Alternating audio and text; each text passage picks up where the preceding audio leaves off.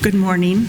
My name is Chris. For those of you who don't know me, I'm the director of music here. I run Little Lambs with Deb.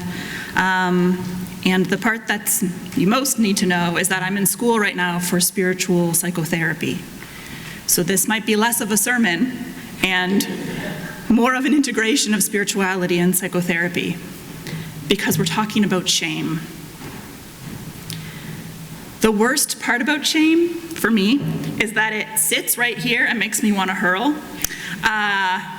It's that knot that sits inside of you that just wills you to purge the thing that is causing you to be disconnected from your community. In my training as a psychospiritual therapist, I have spent a lot of time in the last little while thinking about shame, thinking about why it happens, why we experience it, what do we do with it.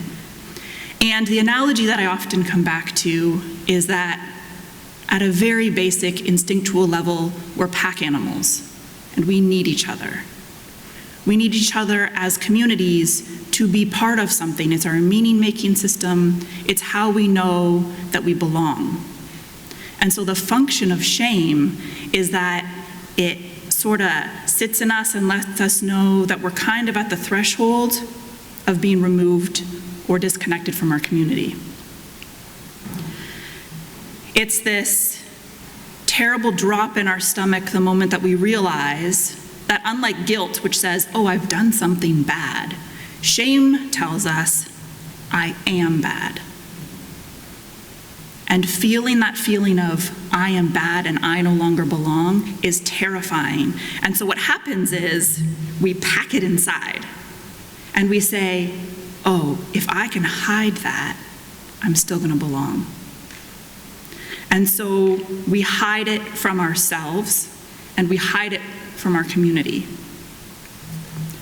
So although there's that icky feeling of wanting to hurl, I think that actually the worst part about it is that it pulls us inside of ourselves in a way that doesn't help us to really thrive. And I don't know if you've ever tried to run away or to hide something of yourself, but it feels really great to take those first couple steps and be like, yes, I'm running, I've got this is gonna feel better soon, and it doesn't.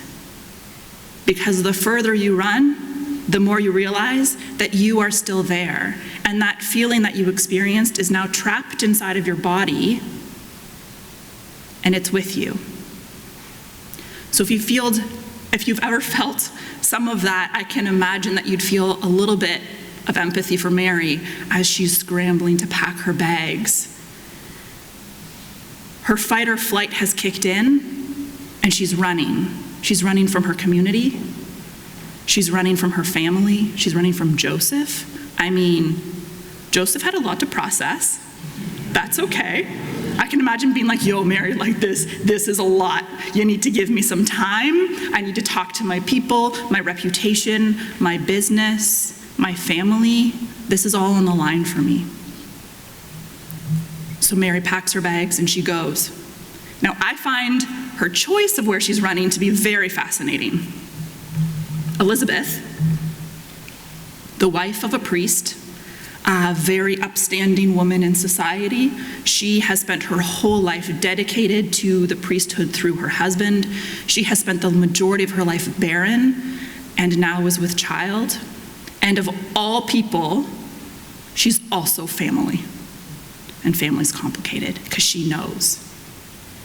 So Mary goes running to Elizabeth, and I can imagine her kind of getting to the door and being like, do I knock? Do I walk away? Do I throw up? What do I do?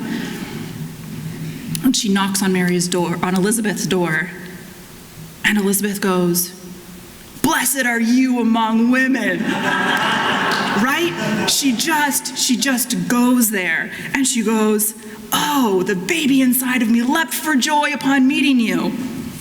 Now, I've been pregnant a couple times, and part of me wants to go, Elizabeth, did you just drink orange juice? This happens. This jumping, this feeling and stirring inside of us, this happens when you're pregnant at 6 months.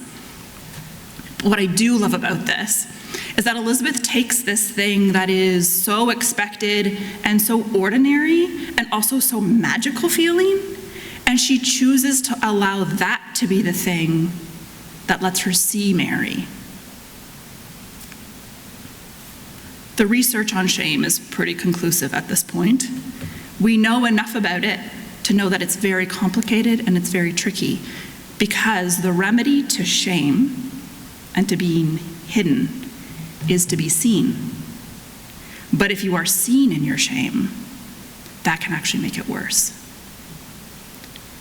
And so as Mary walks up to Elizabeth, and Elizabeth is like, yes, we've got this. What she's doing in that moment is she's reaching through that shame, and she's saying, I see you, I believe you, I don't need an angel to give me a heads up, I don't need a text message on the road, I see you and I believe you, and I know this to be true of yourself. And that in that moment then, Mary's shame gets to be transformed. And so the interesting thing here is that the transformation of shame can happen in the right conditions and with the right people seeing, but not exposing. And so Mary is seen and believed, but not exposed in her shame. And then she sings. Right? I'm going to read a modern reading of it. And she sings this song, my soul in gratitude sings. I'm dancing in the mystery of God. The light of the Holy One is within me. I am blessed, so truly blessed. This goes beyond, deeper than human thinking. I'm filled with awe at love, whose only condition is to be received. This gift is not for the proud. They don't have room for it. The strong and the self-sufficient ones, they don't have this awareness. But those who know their emptiness can rejoice in love's fullness. It's the love that we are made for, the reason for our being. It fills our inmost heart space and brings to birth in us the Holy One. With a mother like that, how could Jesus not have grown up to have a really radical ministry, right? Where he's the Sermon on the Mount, the flipping of tables in the temple, the switching of power systems, and the welcoming of those who are marginalized and oppressed. His mother, this 14-year-old girl who could have been stoned for saying yes to this pregnancy, becomes the foundation for which Jesus' entire ministry is built. And I think that what I love the most about this beautiful song is that in this transformation of shame, she then gets to reconnect to herself in a new way. She has found a new place of belonging. She's found a place where she is seen and she's believed, and she knows that the whole thing is gonna just shift. And she doesn't know what it is, but she keeps saying yes. And her song is one that says, if I, the most marginalized in my community, the most shamed, can carry the divine child inside of me, then this is a song for everybody else who is in the margins and who experiences oppression and who says, I don't have a voice. And Mary's song becomes the foundation for the church. This is the oldest song that we've ever sung.